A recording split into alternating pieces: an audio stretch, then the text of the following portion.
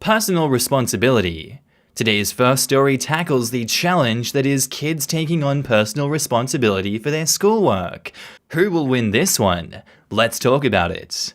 G'day there guys, it's your main man Markee and welcome back to another episode of r/AmITheA. Now if you love today's bloody good content, I want you to sit back, relax, chuck a prawn of the Barbie, and get ready for a spicy, contentious first story. Let's go. Am I the a-hole for refusing to write my brother's essay and making my mum cry? Context. I'm a high school senior who is preparing to graduate this week. I work 20 hours a week as well, so naturally my schedule is pretty busy. I've always kept straight A's, mostly due to pressure from my parents. My brother is a freshman in high school, which is the 9th grade, with a questionable work ethic. My parents usually help him with his schoolwork, i.e. complete more than half of it for him. This morning, my mum approached me and asked me to write my brother's essay on Shakespeare for him because he's feeling under the weather. I flat out refused, stating that I'm not comfortable plagiarizing for my brother and that I have no time to reread the play. It's been years since I've read it, and then to construct a whole essay for him? However, I told her that I would be happy to proofread a draft. Keep in mind that he's had more than a month to write this essay and he hasn't even started. My mum then exploded at me and said that he'll fail English without my help and that he'd never get into a good college like you did. I responded a bit harshly, stating that if he can't be bothered to actually complete his schoolwork without leeching off of people, maybe he doesn't deserve to get into college. My mum then pretty much started crying, saying that he has a harder time in school because of his disability, type 1 diabetes, and he needs some extra help from people. I thought this was a bit of a low blow considering that I have problems writing and typing due to my disability, cerebral palsy, but I still write my own essays. My mum and brother are now refusing to speak to me, and even though I feel like I'm in the right about not writing the essay, I feel guilty for raising my voice and making my mum cry.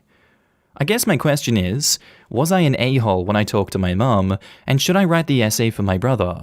My parents are threatening to take away my car, which I pay the gas and insurance for, if I don't write the essay for him this weekend. I am planning to apologize, but I'm not really sure what I should say. No, that's positively ridiculous now, isn't it? What kind of cop-out excuse is type 1 diabetes for I can't do my assignment? That's not a learning disability, that's nothing that's going to actually hinder you from doing an assignment. This is just parents enabling a child that is lazy. The parents continue to enable this crappy behavior, and I for one won't stand for it, and neither should you.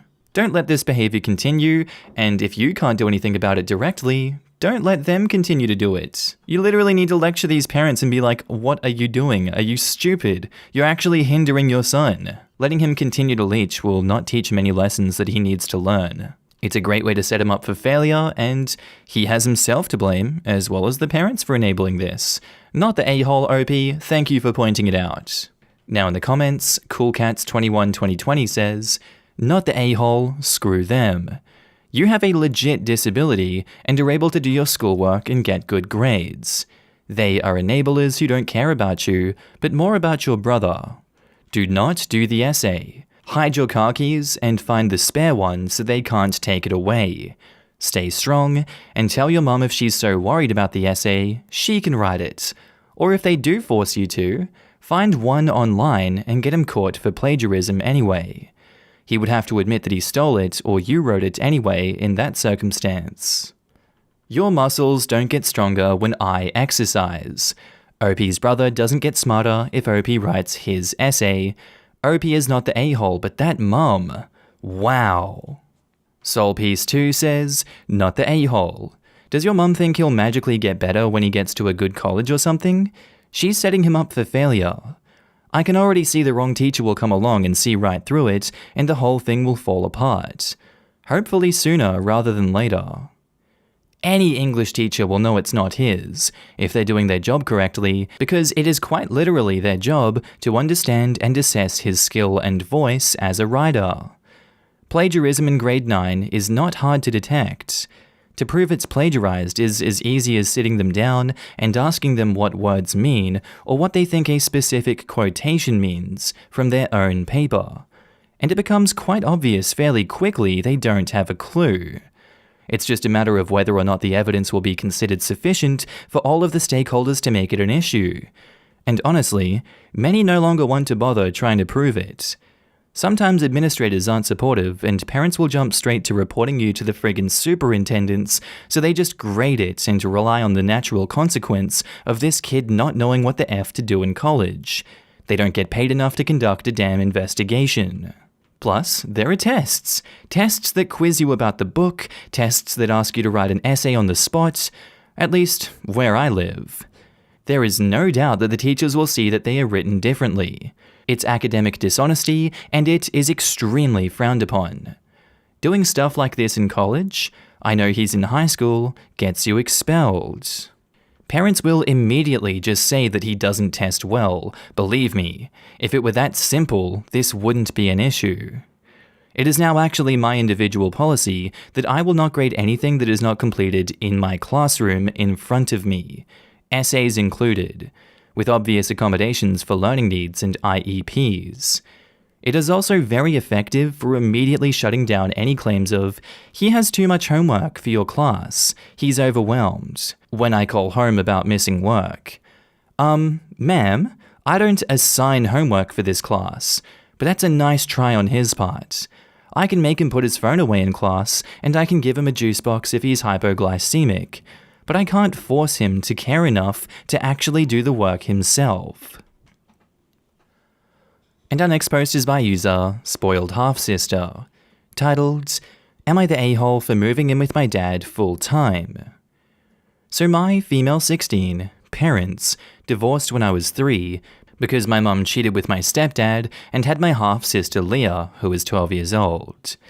Leah is 5'1" and around 130 pounds. I'm 4'10" and am somewhere in the low 80s.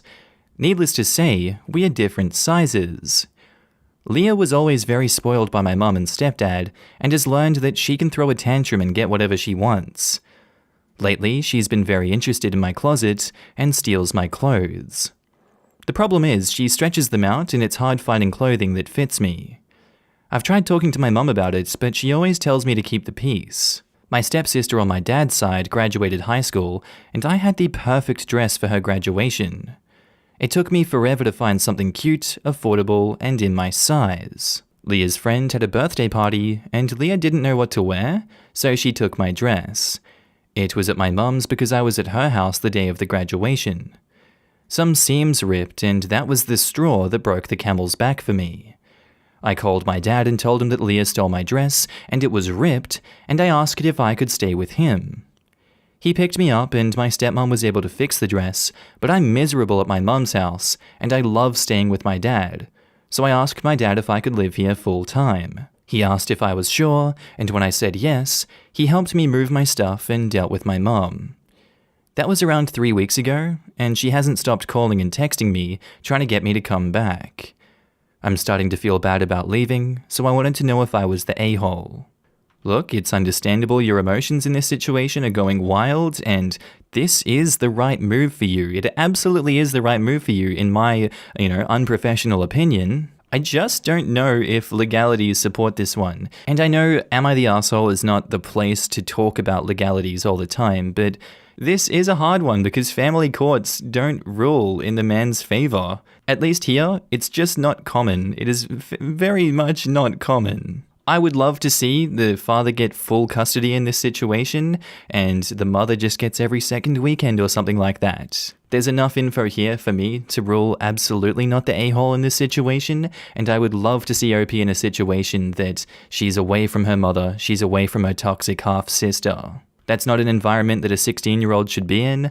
This 12-year-old is bullying her and getting her way, getting enabled, getting everything she ever wants. I wouldn't want to be in this situation, and I would absolutely do the same thing that OP has done here. So from that, not the a-hole.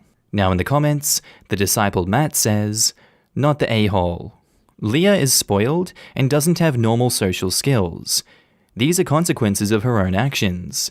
I don't blame you at all for not wanting that toxicity. At least you have a way out. Plus, your mum cheated on your dad. Been there too. This is a consequence of her actions. This is all about bad behavior having consequences. You moved out of a dysfunctional household into a calm, normal one. Your mum failed at many things, and you're done with it all. I'm glad you're happy at your dad's, not the a-hole. JK Muscle Bunny says, not the a-hole.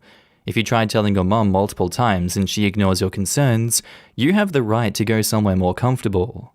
Plus, you're 16, so legally you are old enough to choose. And you're not responsible for your mum's happiness. Do what's best for you. Not the a-hole. Don't let either parent guilt trip you. She should have intervened sooner. This is on her.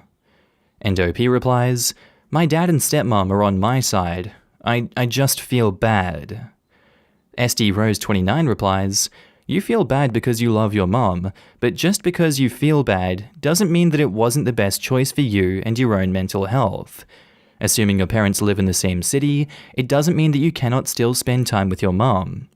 It doesn't mean that you cannot go to her house for a day, for dinner, or even an overnight stay. You can always also ask to do Mother-Daughter Day, just you and her. Right now, it just means your primary home and where all your stuff is at your dad's. And OP, that's okay, not the a-hole. Our next post is by user Muspelhamer, titled, am I the a-hole for building a fence on my property and not allowing my neighbor to hang stuff on it or paint it?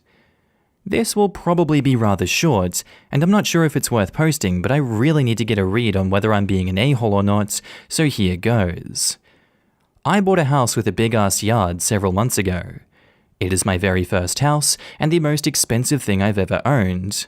Prior to this, I've only ever lived in apartments, and the dynamic between neighbors seems really different. Which is another reason I'm asking. When I moved here, there was a very old rotten wooden fence on the property's separation line between me and my new neighbor's property. I wanted to replace it from the start. However, I decided to focus on the house first. You know, the usual stuff, fixing up what needed fixing upping, painting, flooring, moving in the furniture, and so on, before focusing on the yard. Now, the guy who owned my house before was an old man, and because of his age, the yard had not seen much work done for what I assume was several years, so it's been a lot of work fixing up the yard. About a month ago, I finally got some time to replace the fence. I went over to the neighbor's house, talked about replacing the fence, and if he was going to split the cost with me, but he would have nothing of it. He said the fence was fine, and he has no issue with the fence, so if I want to remove it, I should go ahead, but he was not giving me a dime to replace it. It's worth adding that the previous fence was completely on my property and purchased completely by the previous owner. The neighbor has no claim on it. While I was a bit weirded out by his response, I decided to just finance the fence myself and install it myself. Being quite a few bucks and a lot of hard work later, I am now the proud owner of a nice tall wooden fence. I need to point out, just to make this clear, I paid for it entirely. I put it up myself. I removed the old fence on my own, and the fence is entirely on my side of the property line. I came home from work a few days ago to find my fence on the neighbor's side entirely filled with plant pots, the border also filled in with all sorts of plants, and he had painted it. I went over to my neighbor and demanded he take all of it down, alongside demanding he'd get his sand grinder and take the paint off of my fence as well. After all, you don't want to pay for it, you don't get to paint it, or hang crap on it, or for that matter plant stuff in my yard. As I said, the fence is entirely on my property, so the border of his yard where he planted stuff is also mine. He laughed at me and essentially told me to get screwed. Well, I went back there, tossed all his crap off my fence, pulled all of his plants out, and tossed them in his yard, and painted the side towards his fence an obnoxious bright yellow.